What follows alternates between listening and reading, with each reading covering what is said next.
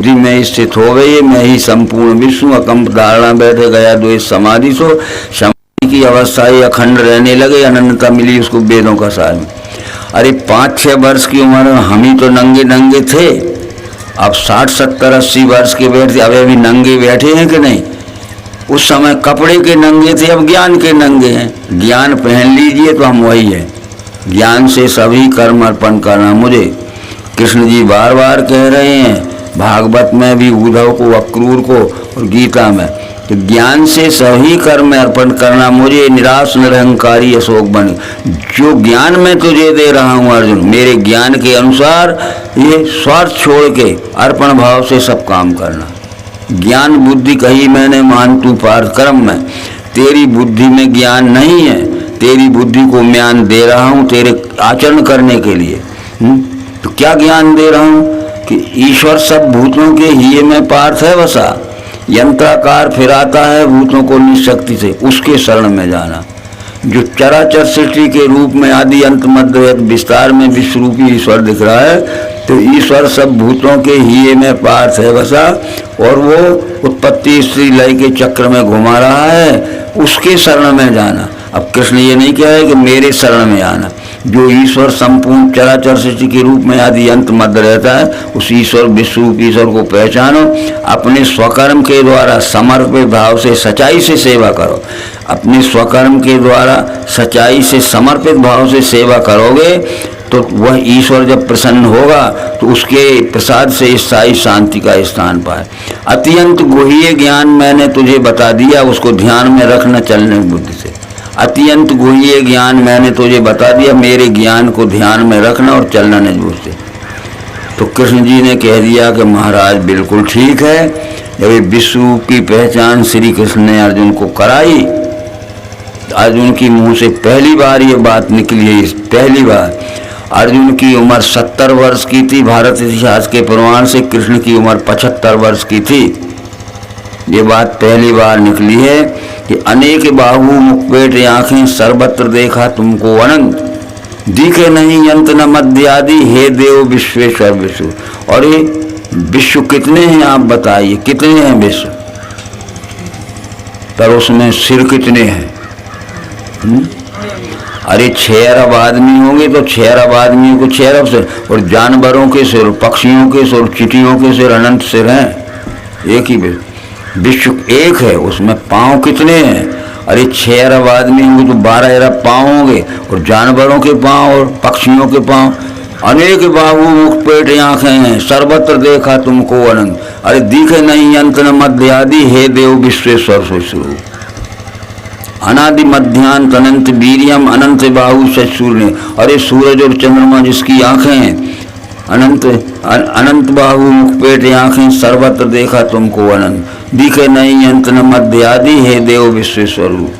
तो इस तरह से ये विश्व का विश्वरूप ये आज मैं पहचाना। अर्जुन बोले 70 वर्ष की उम्र में। अर्जुन जैसा प्रकांड विद्वान जो भ्रम में पड़ा था, जिस कृष्ण जी न होते तो उसका समाधान करने वाला कोई नहीं था दुनिया में। तो कृष्ण अर्जुन ने कह दिया कि बिना तुम्हारी ये शंका दूसरा कौन खो सके। मैंने सबसे प्रश्न करके देख लिए हैं, कोई मेरे भ्रम को नहीं मिटा सका, पर ये लगता है कि तुम मेरे भ्रम को मिटा दोगे। बिना तुम्हारी ये शंका दूसरा कौन खो सकता। कोई दूसरे से मेरी शंका नहीं मिटी, फिर विश्वरूप की पहचान कराई। तो हम ये समझ लें कि जीव आत्मा जो 4 खानी 84 लाख योनि से उत्क्रांत होकर मनुष्य शरीर में आया है। तो ये ईश्वर किसका अंश है? ईश्वर अंश जीव अविनाशी। ईश्वर का अंश ये जीव है, ये जीव का अंश वो विश्वरूपी ईश्वर है।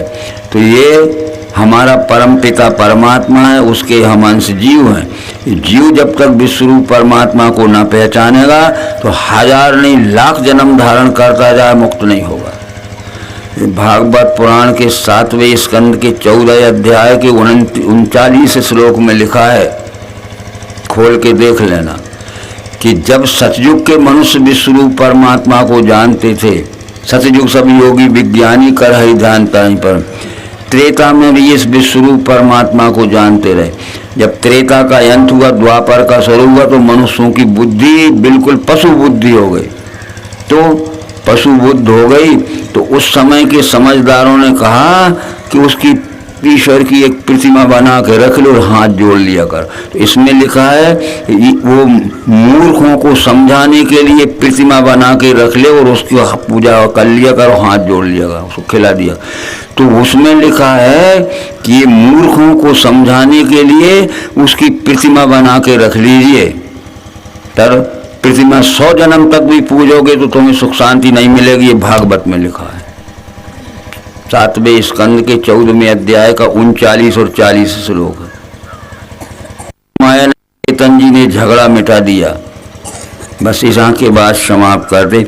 उनने कहा कि जो लोग प्रतिमा को मानते हैं वो भी अज्ञानी हैं और जो लोग प्रतिमा का खंडन करते हैं वो भी अज्ञानी है। क्यों झगड़ते हो हैं? जो आज से पहले सैकड़ों वर्ष पहले जो श्रेष्ठ पुरुष हो गए हैं, बड़े बड़े ज्ञानी हो गए हैं, रामचंद्र जी, कृष्णचंद्र जी आदि, तो अब वो जीवित नहीं है हमारे, पर उनकी प्रतिमा बनाइए, उनके नाम पर देवालय बनाइए, उनकी प्राण प्रतिष्ठा करिए और उस प्रतिमा को जाके आप क्या देखो कि रामचंद्र जी की प्रतिमा बनाई है तो रामचंद्र जी का ज्ञान क्या था, गुण क्या था, उनके धर्म स्थापना के कर्म करते, ये संस्कार लाइए। तो राम को देखकर राम का ज्ञान, राम का गुण और राम के कर्म, इसका ध्यान रखिए।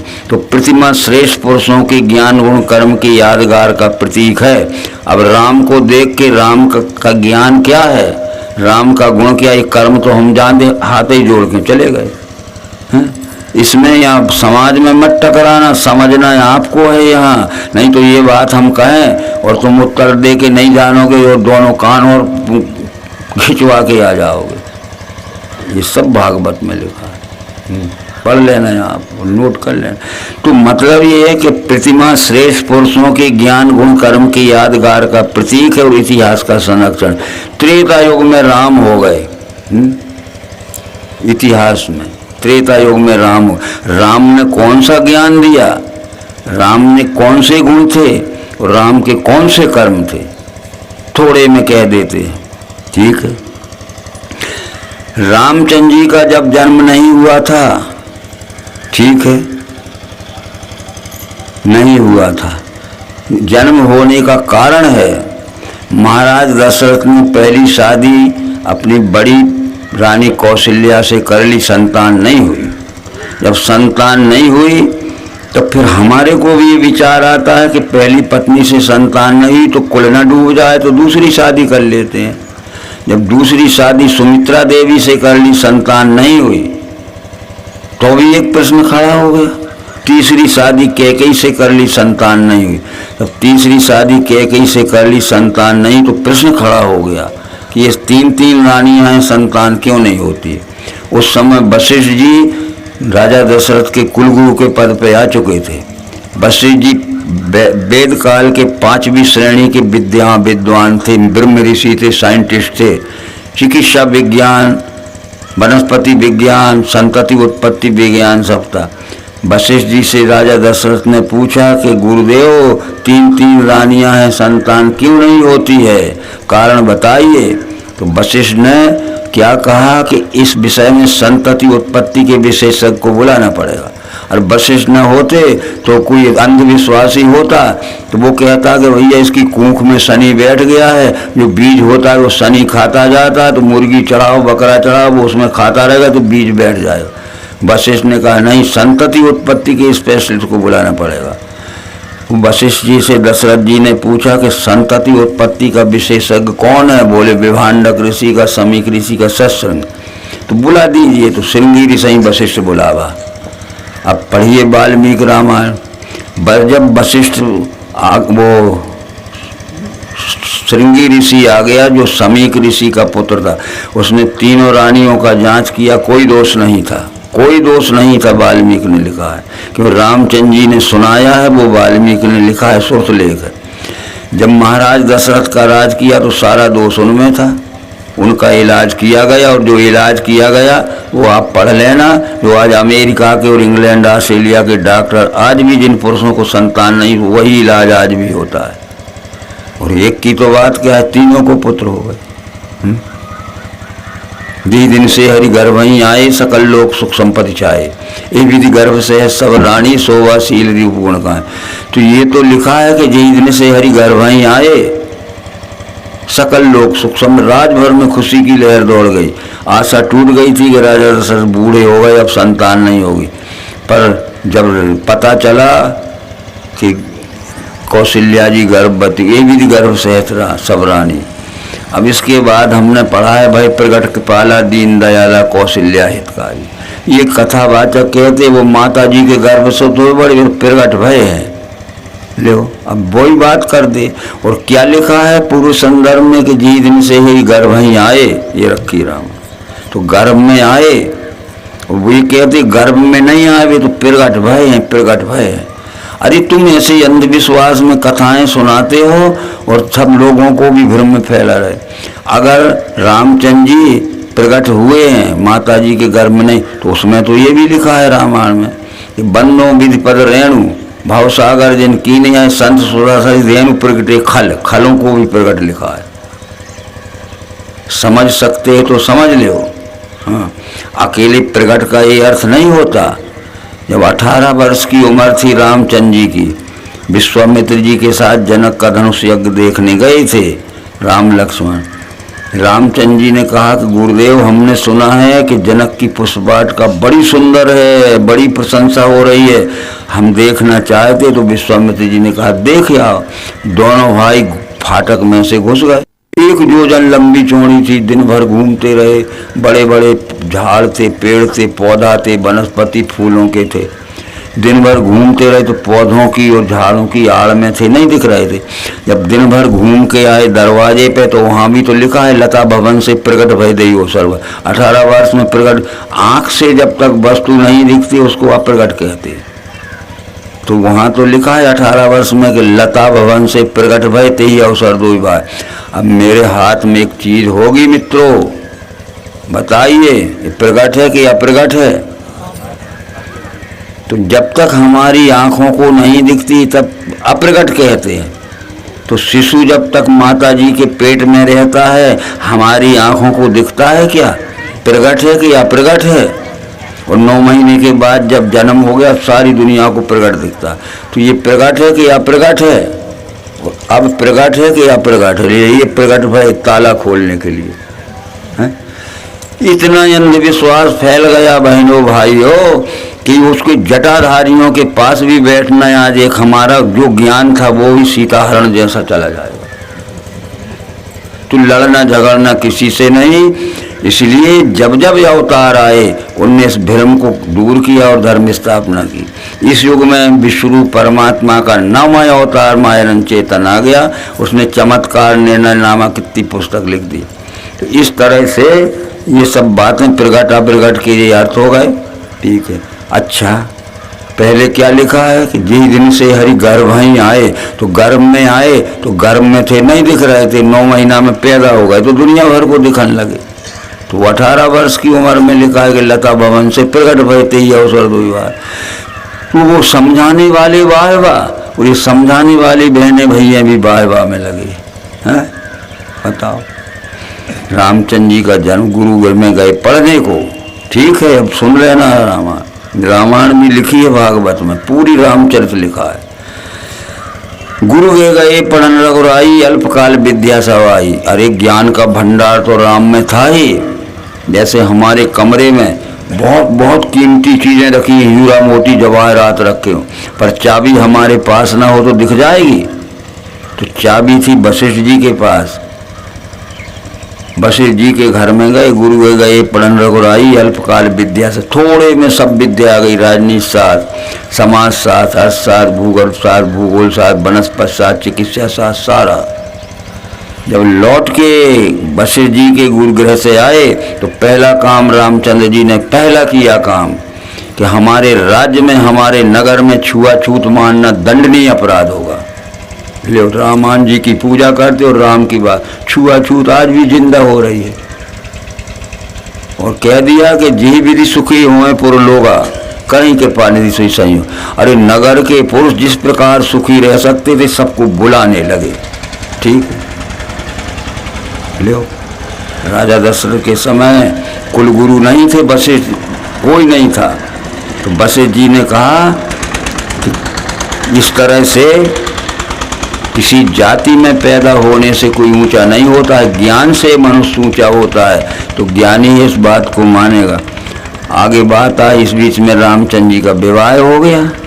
जब ते राम ब्याह घर आए, नित नव मंगल मोद बधाए, भुवन 4-10 भूधर भारी, सुकृत मेघ बरसें सुख बारी, रिधि सिंह संपत्ति नदी सुहाई, उमंग अवध अम्बुद का ये भी पुर नर नारी सुखारी। लो शादी नहीं हुई तो अकेले पुरुषों को बुलाते थे, जे भी सुखी हों पुर लोगा। अब लोग आए नहीं, पर जब विवाह होके आए तो जब ते राम ब्याह घर आए, नित नव मंगल मोद बधाए, भुवन 4-10 भूधर भारी, सुकृत मेघ बरस, रिधि सिंह संपत्ति नदी सुहाई, उमंग अवध अम्बुद का ये विधि पुर नर नारी सुखारी। अब पुर नारी क्यों लग गया कि जब तक राम की शादी नहीं होती तो अकेले लोगों को बुलाते थे, महिलाओं को नहीं बुलाते थे, क्योंकि महिलाओं की कुछ ऐसी समस्या रहती जो पुरुषों से कहने में संकोच करती। और जब सीता आ गई तो नर नारियों को बुलाने लगे, ये विधि पुर नर नारी सुखारी, कि महिलाएं सीता से मिलें और पुरुष मेरे से मिले। हैं ठीक है, राज्याभिषेक होने वाला था। विश्व प्रकृति की कुछ सुनियोजित योजना ही दूसरी होती है, बदले में वनवास हो गया, वनवास हो गया। तो रामचंद्र जी ने ये तो नहीं कहा था कि ये पूरा राज्य भरत का हो चुका है, राज के बाहर जहाँ तक आए भरत का राज के बाहर चले जाएं, देश निकाला है। तो रामचंद्र जी ने दंडकारण्य चुना। दंडकारण्य को पसंद क्यों किया कि जब विश्वामित्र के साथ वो गए थे तो मारी सुबह ताड़का आदि भारत पर कब्जा कर रहे थे, तो वो सुबाहु को और ताड़का को मार दिया था। और मारीचद मारा भग गया था, उसने लंका में खबर दे दी कि दशरथ पुत्र राम आ गया है, अब खैरियत नहीं है वहाँ। ठीक है, तो इस तरह से वही दंडकारण्य वनवास के समय पसंद किया कि हम वहाँ जाके अब देखते हैं राक्षसों को। वो दशरथ राज के अंतर्गत नहीं था। इक्ष्वाकु के पुत्र का नाम दंडक था, उसके बंटवारे में वो भूमि आई थी जो नासिक से चित्रकूट तक फैली थी, बहुत बड़ा क्षेत्र था। वो कायर था, पुरुषार्थहीन था, हलाल था, निष्क्रिय था, वीरान पड़ी थी, राक्षसों ने कब्जा कर लिया। जब राम दंडकारण्य में घुसे तो अस्थि समूह देख रघुराया, पूछी मुनिन लागिया थी। अरे मनुष्यों के हड्डियों का ढेर लगा था। अस्थि समूह देख रघुराया, पूछी मुनिन लागे, ऋषि मुनियों से पूछा कि ये मनुष्यों के हड्डियों का ढेर क्यों लगा है। उत्तर मिला, निश्चर निकर सकल मुनि खाए, देख राम ने। अरे राक्षसों के झुंड के झुंडाते ऋषि मुनियों को पकड़ पकड़ कर खा जाते, हड्डियाँ ये रखी। तो निश्चरहीन करो मही, भुज उठाए पिणकीन, सकल मुनि के आश्रम चाहे जाए सुख दी। ये धरती राक्षसों से खाली कर दूंगा और हरेक ऋषि मुनि के आश्रम पे गए, अब निर्भय रहो, निर्भय रहो, निर्भय रहो। अब हम दंडकारण्य में आ गए, कोई राक्षस दंडकारण्य में घुसेगा तो घुसने के पहले मार दिया जाए। ये खबर लंका में पहुंच गई कि सुनहु जासु बल पाए दशानन, अभय भय विचरे में। रामचंद्र का दशरथ पुत्र राम का अभय बल पा के निर्भय घूम रहे, नहीं तो घर में घुसे रहते थे और घर में से भी तान लेते थे राक्षस, मांस खा के। इतना संरक्षण दिया। आगे बहुत सी बातें हैं। रामचंद्र वनवास में घूमते हुए चित्रकूट में गए। चित्रकूट में निषाद भी साथ गया था। चित्रकूट में जब निवास किया तो रामचंद्र जी ने निवास करते ही जाहिर कर दिया चारों तरफ, हर प्रकार के स्त्री पुरुष हर समय मेरे से आके मिलें, मैं बुलाता हूँ सबको। ऊंच नीच मध्यम नर नारी, लहाई दरस निज निज अनुहारी, सावधान सभी सन्मान ही, सकल कृपा सराहत कृपा। ऊंच नीच मध्यम स्त्री पुरुष सबको बुलाने लगे राम, और रामचंद्र जी के बुलाने पे सब जब आने लगे तो आदर से बैठालने भी लगे, इसलिए रामचंद्र जी की प्रशंसा होने लगी। क्या हम कोर कर रहे हैं ये कि वैसे ही राम राम। ऊंच नीच मध्यम नर नारी सबको बुलाने लगे, जो उस समय नहीं बुलाते थे लोग छुआ जो। ऊंच नीच मध्यम नर नारी, लहाई दरस निज निज अनुहारी, सावधान सभी सन्मान ही, सावधानी से आदर से सबको बुलाने लगे, बैठाने लगे, इसलिए सकल सराहत कृपा निधान है। कृपा निधान राम की सब प्रशंसा होने लगी। अरे राम न होते तो हमें कहाँ ऐसा सौभाग्य मिलता। राम के भाई मिलने गए, भरत शत्रुघ्न, उनकी पत्नी मांडवी सुत की थी, लक्ष्मण की पत्नी उर्मिला भी, गुरु वशिष्ठ, उनकी पत्नी अरुंधति और कौशल्या सुमित्रा कह भी गए। तो लोक वेद सब भातऊ नीचा, जासु छाए सोय ले वहीं सींचा, ते भर अंक राम लघु भ्राता, मिले सकल परिपूर्ण। जाति अभिमानियों को जिनकी छाया पड़ने पे भी छूत लगा, शरीर छूने पे नहीं, ऐसी छाया पड़ने पे भी छूत लगती, स्नान करते थे। ऐसे अछूतों से राम के भाई छाती से लपेट के मिले हैं। लोक भेद सब भांतऊ नीचा, जासु छाए सो ले वहीं सींचा, ते भर अंक राम लघु भ्राता, मिले सकल प्रसन्न चित्त। जाति के अभिमानों को जिसकी छाया पड़ने पे भी छूत लग जाती, शरीर छूना तो अलग है, और स्नान करते, ऐसे अछूतों से राम के भाई प्रसन्न होकर छाती से लगा के मिले। ये पढ़ा रामा है। लोक वेद सब भांतऊ नीचा, जासु छाए सोय ले वहीं सींचा, ते भर अंक राम लघु भ्राता, मिले सकल परिपूर्ण प्रसन्न चित्त में। उन्होंने खाने को भी दिया। वे गरीब थे, जंगली थे, कोल की रात भिल्ल बनवासी, यहाँ भी होंगे ऐसे।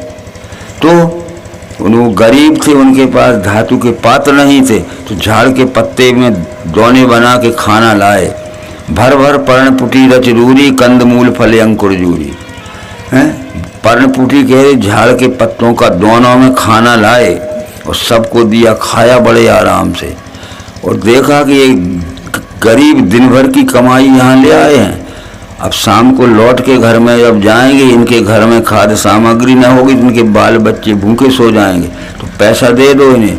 तो पैसा देने लगे तो दे मोल बहु मोल न ले ही फेरत राम। अरे हमने पैसा लेने के लिए थोड़ी, आपने हमें छू लिया, छाती से लगा, हमारा छुआ खा लिया, तो ये पैसा हमें नहीं चाहिए, पैसा वापस कर रहे थे। दे मोल बहु मोल न ले ही फेरत राम दुहाई। अरे जय श्री राम, राम न होते तो काहे कोई मौका मिलता। बस इससे ज़्यादा अब रामायण मत सुनिए, नहीं तो फिर तो शाम तक होती रहेगी।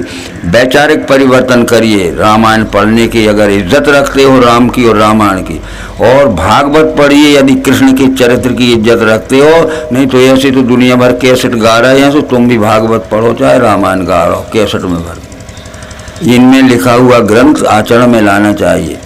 क्या लिखा है? रामचरितमानस यह नामा श्रवण सुन श्रवण, राम का ज्ञान, राम का गुण और राम का चरित्र लिखा। राम के ज्ञान के, राम के गुण के और राम के आचरण के अनुसार चलना पड़ेगा, तब राम की भक्ति में नंबर लगेगा।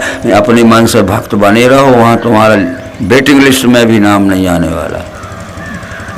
ओम शांति शांति शांति। विश्वरूप परमात्मा की जय, सनातन धर्म की जय।